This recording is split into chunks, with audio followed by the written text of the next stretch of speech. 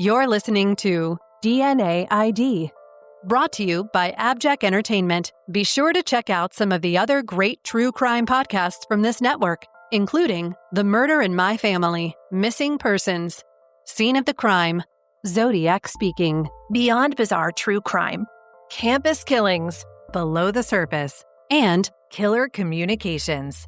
All of these podcasts are available for you to binge on right now, wherever you listen to podcasts. Subscribe where you're listening to this podcast so you don't miss an episode.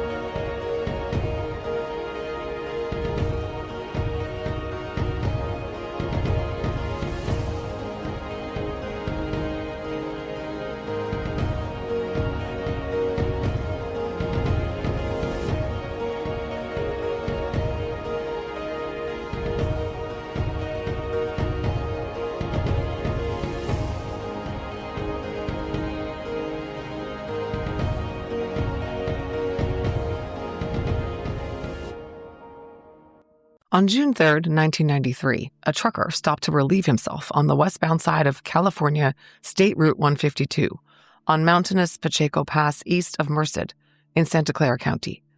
Of all the spots in the world the big rig driver could have picked to pee, he picked the truck turnout with a decomposing body lying down the hill off the roadside.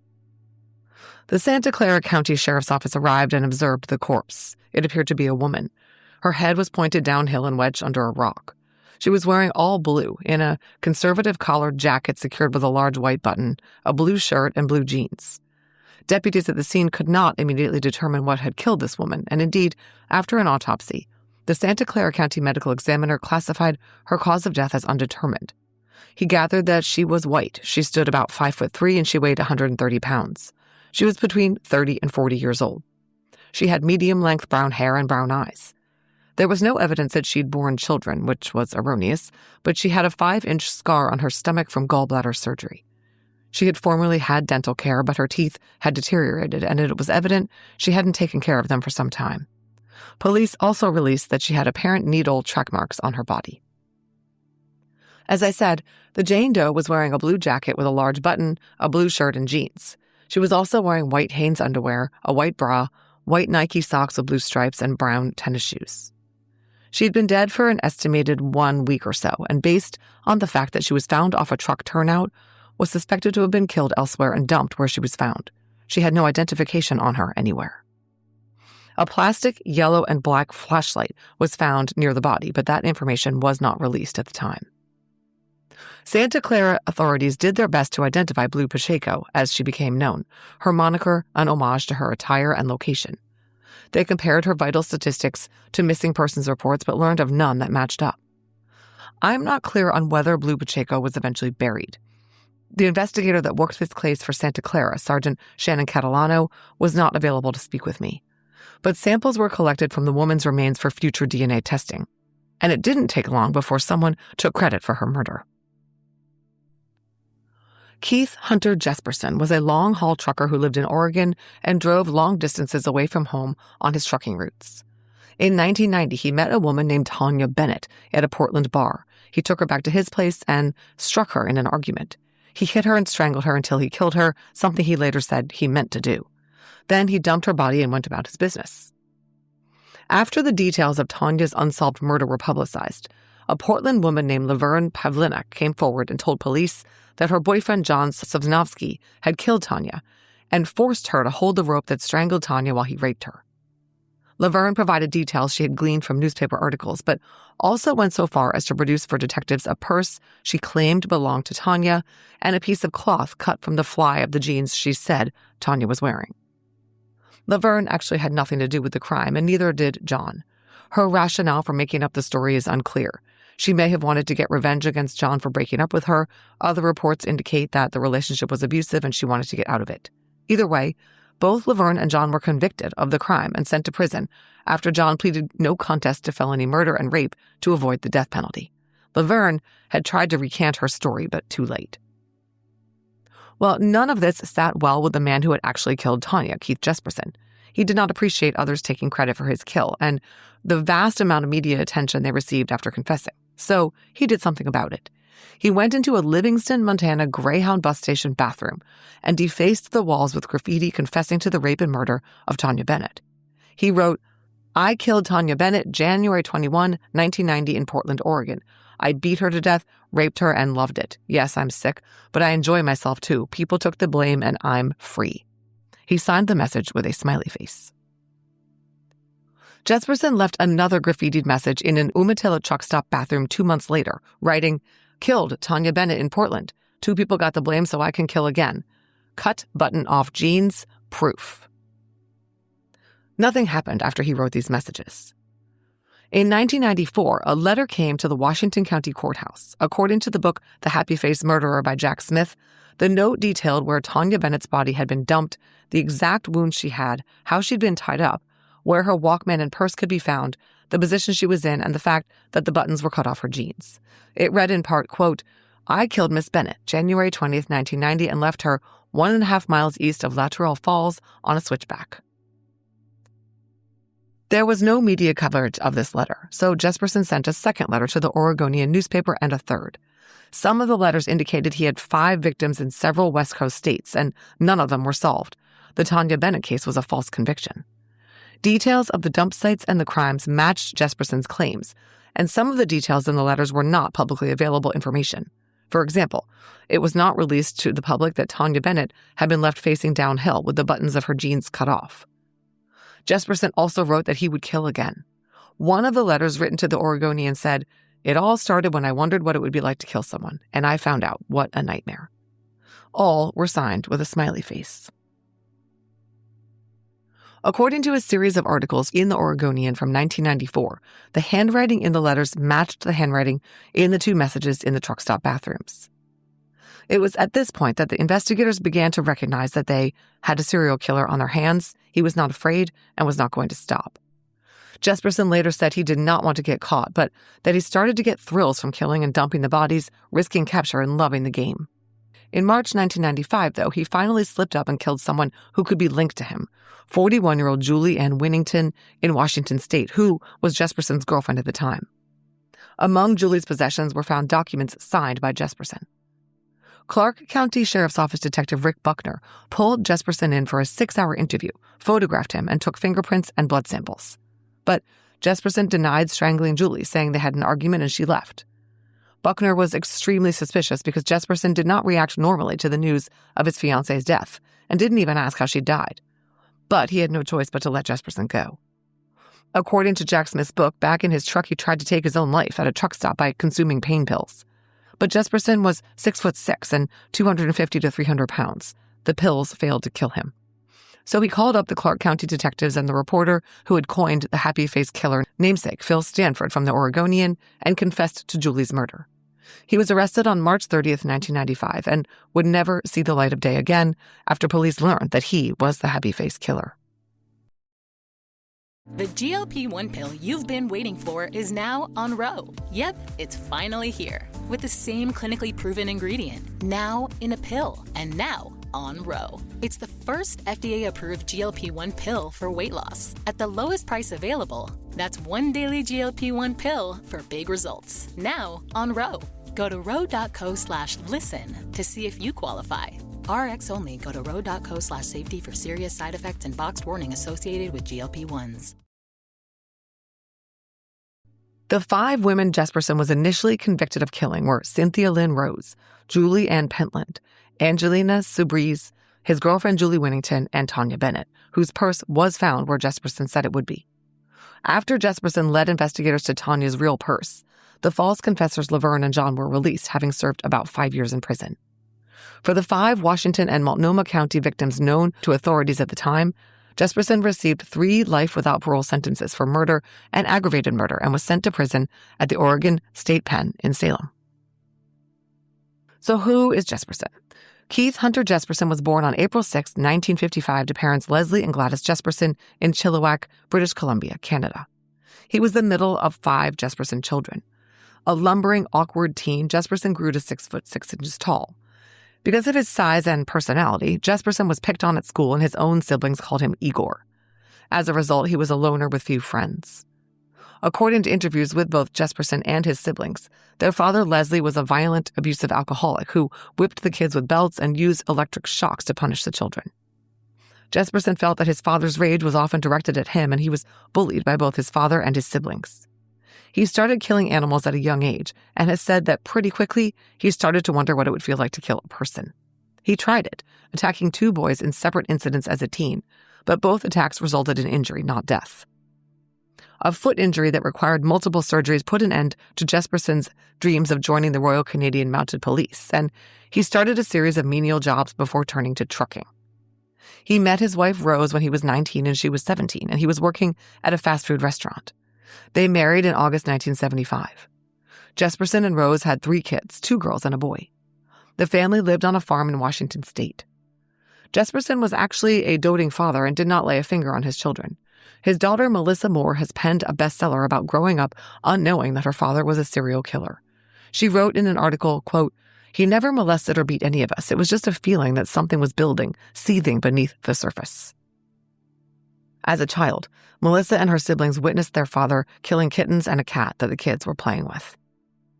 Jesperson's wife Rose left him in 1990, and he started killing people. This from Melissa Moore's article about a visit with her father in 1994. Quote, "One of the things about my dad, which made me very uncomfortable as a young woman, was that he was very explicit about his sexual relationships. For example, he sometimes went into graphic detail about what it had been like sleeping with my mother. He would leer at women in public, make lewd remarks about them, and harass them. That morning at Denny's Diner was no different. I remember him flirting horribly with the waitress while we sat in a window booth. It was during this meal that my dad said, 'Not everything is what it appears to be, Missy.' And I said, 'What do you mean, Dad?' I watched him wrestling with something internally. Then he said, 'You know, I have something to tell you and it's really important.' There was a long silence before I asked him what it was. 'I can't tell you, sweetie. If I tell you, you'll tell the police. I'm not what you think I am, Melissa.' It was a few months after that trip to the diner in March 1995 that my mother told us 3 kids that he had been arrested for murder. It was like there was another Keith Jesperson. I had caught glimpses of this other man, but I also remembered when my dad came home from long-haul truck drives, he would be so doting and kind. He seemed like such a good dad at times," end quote. All that from Melissa. But there were signs of the malignant, murderous sociopath that was hidden beneath Jesperson's veneer: the kittens, duct tape kept in his truck, and one time he told Melissa, "I know how to kill someone and get away with it." While Jesperson sat in prison doing his time for the 5 murders he'd been convicted of, he decided to confess to some more. Jesperson eventually confessed to a total of 8 murders in Washington, California, Nebraska, Oregon, Florida, and Wyoming. His victims were vulnerable women he met at truck stops or bars, transients, sex workers, addicts. And here's where things come back around to our Jane Doe, Blue Pacheco. Jesperson sent a letter to the DA's office and to Statesman Journal reporter Jan Davies, copping to murdering a woman whose name he didn't know. Jesperson said that in May 1993, he raped and strangled a truck stop sex worker and threw her body over a hill off a dirt turnout between Dinosaur Point and El Toro on Highway 152 in Santa Clara, California. She was approximately 39 years old and might have been named Carla or maybe Cindy. The non-public details Jesperson provided allowed the authorities to figure out that he was talking about the Doe on Pacheco Pass, although her name would turn out not to be Carla or Cindy. This is a long excerpt from the Bay Area news group about Jesperson's confession. Quote, "During a 5-hour interview with Santa Clara Sheriff's Detective Ronald Bruce, Jesperson provided chilling details about his encounter with the woman, which began at a trucker's rest stop off Interstate 5 in Corning, about 20 miles south of Red Bluff, and ended just inside Santa Clara County lines. Jesperson, a long-haul trucker who authorities believe murdered 10 to 12 women, said he targeted the woman the moment she walked through the restaurant door. He described her to Bruce as looking road hard and said she stared at plates of food as though she were starving to death. She was wet from the rain and looked like a drifter. He told one detective she looked like a drowned cat. He said she reminded him of his teachers in school and he decided to take her. He pulled the waitress aside and told her he'd pay for lunch for the woman anonymously. She ate, and when she looked around, he gestured for her to come over to his table. Carla or Cindy begged Jesperson to take her along on his route once he told her he was headed to Salinas. She wanted to make it to Sacramento where she had relatives, she said. He agreed and paid the bill and brought some orange juice along. They went to his truck and got in. She dried her wet hair using the heater on his truck dash, and eventually they stopped at a truck stop gas station in Williams. She went to the bathroom, and Jesperson said when she came back, she had put on makeup, brushed her hair, and unbuttoned her blouse. One thing led to another, he said, and they had sexual intercourse in the bunk of the truck. As they discussed sleeping in the truck, Jesperson told her that he was going to kill her. She stared at him in disbelief, and he raped her and strangled her. According to a confession Jesperson made to Detective Bruce, quote, I looked at her, put my hands around her throat, and said, now you're going to die. She got this absolutely frightful look. He choked her unconscious and brought her to 5 times before she finally died. He drove another 5 hours with the body in his cab before dumping it over the edge of a hill on Highway 152, about 20 miles east of Gilroy. He covered her with rocks and brush and drove off. Jesperson described details of the body positioning that only the killer would have known, and he described the black and yellow flashlight that was found near the body as well. As an aside, in a separate interview, Jesperson said that he strangled many of his victims by simply placing his massive fist right on their throats and pushing it down until they died. Once everyone was satisfied that Jesperson had indeed killed Blue Pacheco, he was extradited to California, and in exchange for all that information he relayed about the murder of Blue Pacheco, he avoided the death penalty and pleaded guilty to first-degree homicide in 2007. He received a life sentence in California and was returned to Oregon to serve his sentences there. Fresh air, longer days, a chance to reset. This season, let therapy be part of your spring cleaning. Clearing mental clutter, shaking off stuckness, and building something better. Grow Therapy helps you get there. Whether it's your first time in therapy or your 15th, Grow makes it easier to find a therapist who fits you, not the other way around. They connect you with thousands of independent licensed therapists across the U.S., offering both virtual and in-person sessions, nights and weekends. You can search by what matters, like insurance, specialty, identity, or availability, and get started in as little as 2 days. And if something comes up, you can cancel up to 24 hours in advance at no cost. There are no subscriptions, no long-term commitments. You just pay per session. Grow helps you find therapy on your time. Whatever challenges you're facing, Grow Therapy is here to help. Grow accepts over 100 insurance plans, including Medicaid in some states. Sessions average about $21 with insurance, and some pay as little as $0 depending on their plan. Visit growtherapy.com/booknow to get started. That's growtherapy.com/booknow. growtherapy.com/booknow. Availability and coverage vary by state and insurance plan. In 2016, Santa Clara County investigators were still trying to identify Blue Pacheco. Detective Ronald Bruce was this cold case investigator on a case. This from the East Bay Times, quote, Bruce likes to think the woman had a family, that someone once loved her and wonders what happened to her. So this summer, Bruce will pack his car with copies of her sketch and hit the road. He will spend his own time and money in one last effort to put a name to the face. She was a human being. She had a history, and nobody could care less about that woman, said Bruce. I care. She's entitled to somebody standing up for her. Detective Bruce did not believe that Blue Pacheco was from the area where she was found. Someone would have identified her.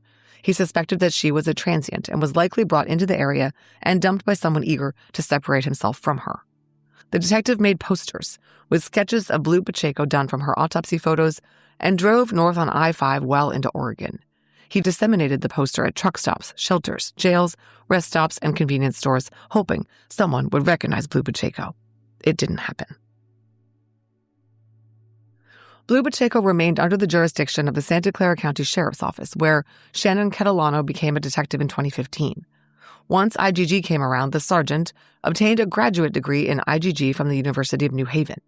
And in December 2019, she got the DNA Doe project to take on the Blue Pacheco case. You've heard me discuss the DDP many times. The group is an all-volunteer nonprofit that works to identify John and Jane Does through IGG. A SNP profile was obtained from Blue Pacheco's blood sample via whole genome sequencing conducted by Hudson Alpha Discovery and was uploaded to GEDmatch and Family Tree DNA. The top match shared only 106 centimorgans of DNA with Blue Pacheco. Lesser matches trailed off significantly.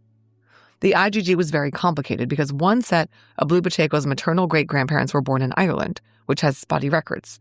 And on her paternal side, her grandfather and all her great-grandparents were born in Norway. Some family names were Macaulay, Meade, Thorsgaard, Skiple, and Irvine. And there were no apparent connections to the west coast of the United States. Once the top matches were identified and family trees commenced, Sergeant Catalano's role was to handle outreach to suspected family members and possible reference testers. She worked closely with Karen Binder and Harmony Branson from the DDP to flesh out the extended family tree of Blue Pacheco. Sergeant Catalano told the Murder Police podcast that she spent 2020 and 2021 calling people out of the blue, providing some limited information on who she was and what she was doing, and requesting family tree details and some reference testers to take a free DNA test and upload the results to the open source databases. This was all a very lengthy, tedious, and time-consuming process, complicated by the fact that some of the relatives were in Canada. Sergeant Catalano reached out to the Calgary Police Service Historical Homicide Team, where Detective Ken Carriere agreed to assist the effort to contact Blue Pacheco's relatives in Canada. He told me in an email, quote, "In September of 2020, I was contacted by investigators at Santa Clara County Sheriff's Office in relation to one of their ongoing genetic genealogy investigations. They were searching for vital statistics in relation to several families in Canada who may have a genetic relationship with their unknown victim. I was aware that Canadian vital statistics are not readily available due to our federal privacy laws and was eager to assist them in the investigation. The Historical Homicide Unit with the Calgary Police Service relies on the expertise of a criminal analyst embedded with our unit. Analyst Amy Lemieux was tasked with hunting down all of the genetic relatives provided by the Sheriff's Department. She utilized provincial vital statistics, local databases, and social media to compile the information required by the Santa Clara Sheriff's personnel. This information was provided to them to continue their investigation. We were very happy to do our small part. We realize the IGG is a team sport, and it's our responsibility to help out when we can," end quote. All that from Ken Carriere. So, amassing data from people in Canada, the U.S., and Norway, the genealogists built Blue Pacheco's paternal family tree back to 1700s Norway. All in all, Sergeant Catalano contacted hundreds of people. The reference testing continued to either eliminate branches of Blue Pacheco's family tree or determine where more intense focus was warranted. Then, in one of her later phone calls to a potential close family member of Blue Pacheco, Sergeant Catalano found what she was looking for. She talked to a family member who knew of a woman in the family who had gone missing. And the woman had been born in Oregon to a father named Skiple who had moved to Oregon from Minnesota. In 2021, they finally had a potential name for Blue Pacheco. Sergeant Catalano arranged for Detective Jim O'Connor from the Oregon State Police to reach out to an Oregon man named Don Benson. His aunt had gone missing in the 1990s. DNA testing confirmed the identification in April of 2022. Don shared DNA with Blue Pacheco consistent with an aunt-nephew relationship. Patricia Skiple was born on May 29, 1948 in Clackamas County, Oregon, to parents Almo Skiple and Jane McCauley Skiple. Her father, Alma, was born in Minnesota to parents who emigrated to the U.S. from Norway. He worked as a grinder man at the local paper mill. Jane was born in Iowa to parents born in Iowa, but one set of her grandparents was born in Ireland. Patsy was raised in Colton, Oregon, with her siblings Gloria, Karen, and David. The Skiples were working-class folk who toiled long hours to put food on the table. The family was close, and the kids grew up running around outside. Family photos show a mischievous group of kids with Patsy always right in the mix. On December 14, 1968, at age just 20, Patsy married Dennis Albert Underhill in Colton. They had 2 children together. The marriage didn't last, and Patsy and Dennis divorced. According to Bay City News, Patsy worked as a nurse's aide and in canneries near Colton. Her sister, Gloria White, said of Patsy, quote, "She was a good person, quiet, a good mom. She was a good person all the way around." But all was not well with Patsy. For unknown reasons, one night in 1992, she left her home in Malala in the middle of the night, leaving behind her kids and support network. Some reports say that she left after an argument with her ex. I can't verify that, but according to Sergeant Catalano, Patsy's ex Dennis was never considered a suspect in her sudden exit from her own life. For it does seem that she left on her own. Patsy was about 44 years old at the time, quite late in life to make a clean break and start over. Her family never heard from her again, and we now know that she was dead by June 1993.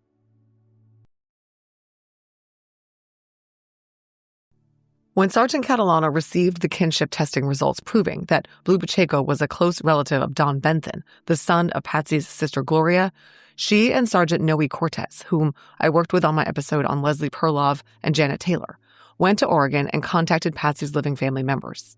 Sergeant Catalano told the Murder Police podcast that the family was gracious and welcoming, and their reactions to hearing about what happened to Patsy ranged from surprise and shock to resignation.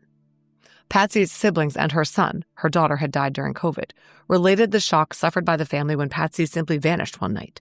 They all said they'd wondered over the years what had happened to her, and they all had incidents where they caught a glimpse of a face they thought could be her, but it turned out not to be. She was never formally reported missing. Patsy's nephew Don Bentham, whose DNA confirmed her identity, and his sister Linda grew up with their Aunt Patsy, who was close to their own age. They fondly recall hanging out at their grandma's house and riding horses, playing outside, and drawing with Patsy. Don told KGW.com of locating Patsy after all these years, quote, "It's exciting and sad all at the same time. A relief to finally have an answer. It was just like without a trace, you know?" He said to KPTV, quote, "It's still kind of overwhelming to find out she just didn't disappear. She was murdered and left and was unidentified for 29 years. That's a long time to be named just a Jane Doe. I'm very grateful they were able to get a match and to finally identify her." Don's sister Linda commented to KPTV.com, "It's unreal. There are angels in this world, and those guys are it. My sweet Aunt Patsy would appreciate every second and every minute that all these people spent looking for her." Although Patsy was found, answers for the Skiples were fairly unsatisfying. No one had any idea what happened to Patsy and how she went from loving, hardworking single mom to a victim of the happy-faced killer dumped off a truck turnout in California. Even IGG cannot tell us what drove Patsy to abandon the only life she had ever known and the family she loved to start traveling the highways of the West Coast alone. The DNA Doe Project team leaders made a statement after the family was notified.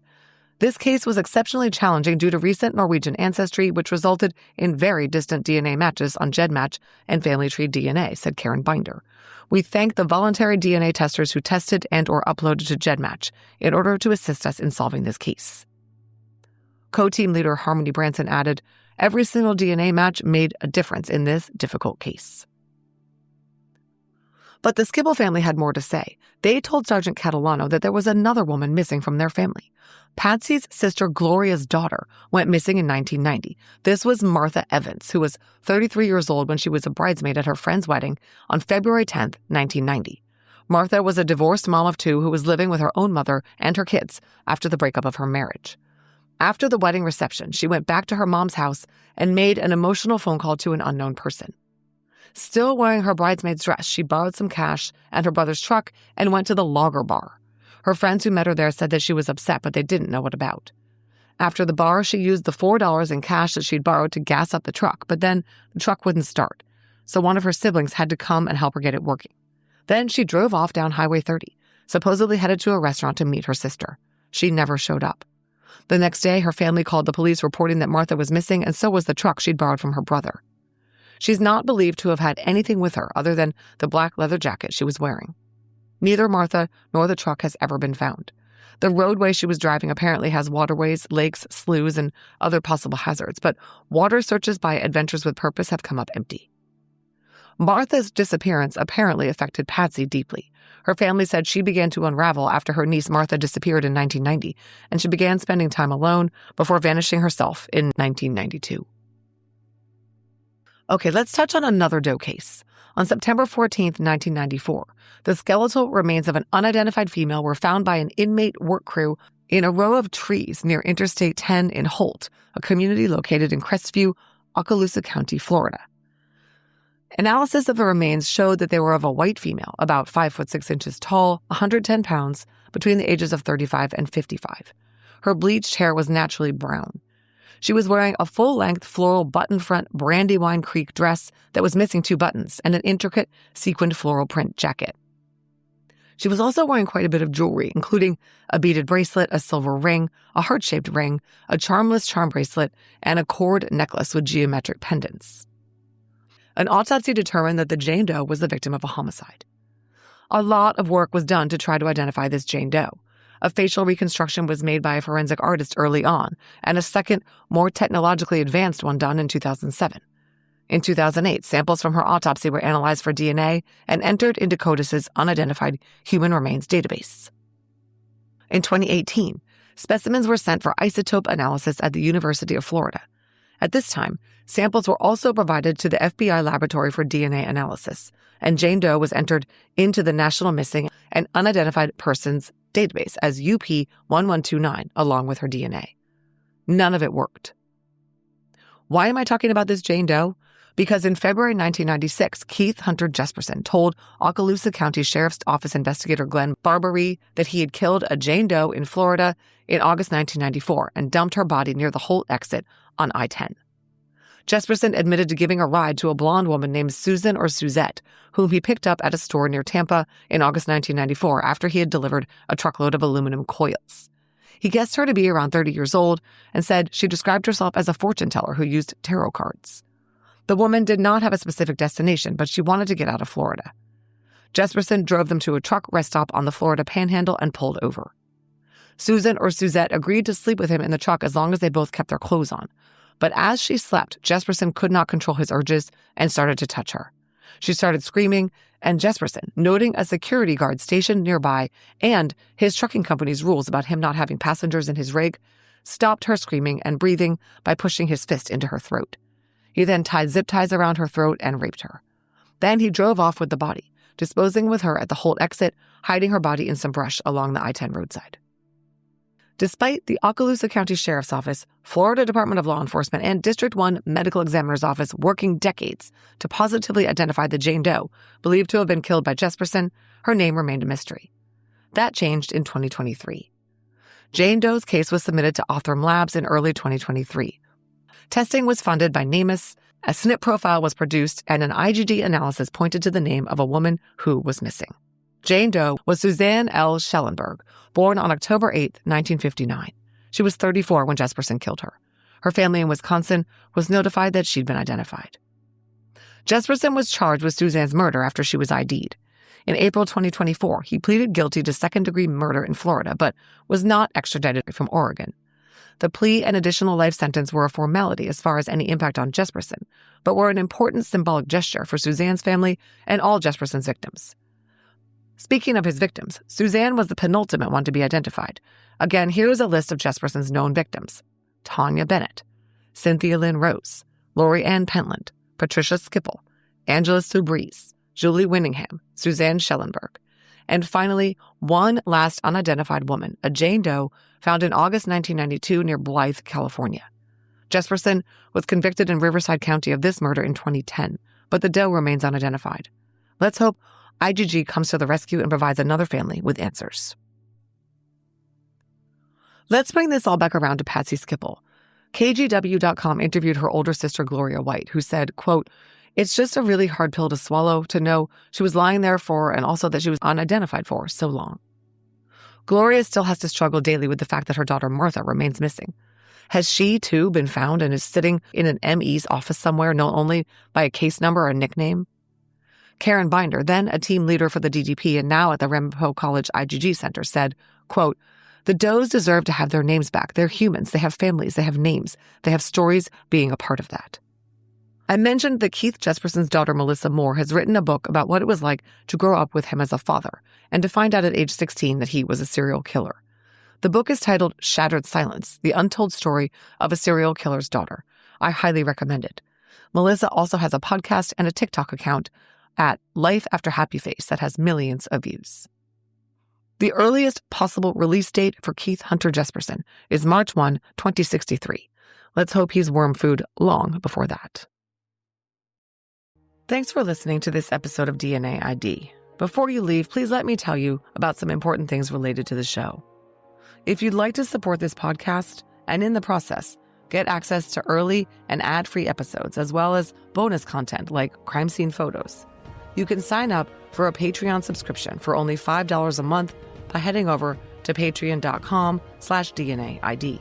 Of course, you're welcome to contribute more than $5 a month. We rely on Patreon funds to pay for the original source materials I use to research each episode. If Patreon isn't your thing, you can also show your support with an AbJack Insider subscription through Apple Podcasts. It costs just $4.99 a month or $49.99 a year.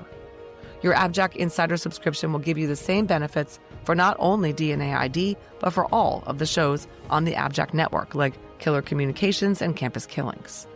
Head over to Apple Podcasts and find the DNA ID page or look for the AbJack network to get started. If you're on social media, we'd love to interact with you there. DNA ID is on every major social media platform. Search your favorite platforms for DNA ID podcast to find us. We also have a YouTube channel, and our website is dnaidpodcast.com. You can find links to all of these anytime in our show notes. If you need to reach the show, contact us by emailing dnaidpodcast@gmail.com. Finally, if you want to pick up some fun DNA ID merch and represent the show, visit the store at www.customizedgirl.com/s/DNA ID podcast. DNA ID is researched, written, and hosted by me, Jessica Betancourt. It's produced by me and Mike Morford of AbJack Entertainment. Music by Connor Betancourt.